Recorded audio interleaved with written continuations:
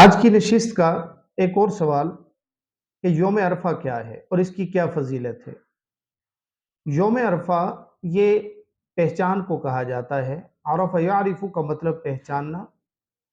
سب سے پہلے تو اس کی وجہ تسمیہ دیکھتے ہیں، اس کے بعد اس کی فضیلت پہ گفتگو کریں گے۔ اس دن حجاج کرام عرفات کے میدان میں وقوف عرفات کرتے ہیں، اس وجہ سے اسے یوم عرفہ کہا جاتا ہے۔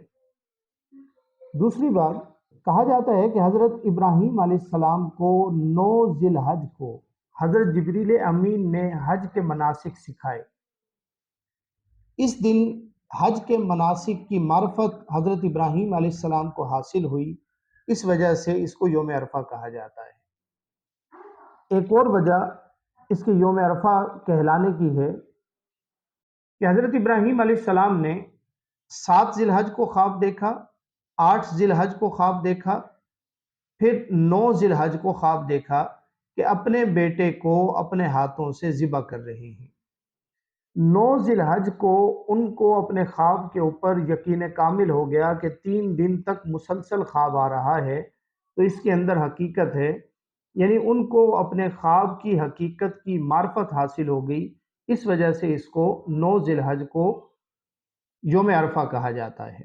اور پھر حضرت ابراہیم علیہ السلام نے اس حقیقت کی معرفت کے حصول کے بعد 10 ذی الحج کو اپنے بیٹے کی قربانی اللہ رب العزت کی راہ میں پیش کی۔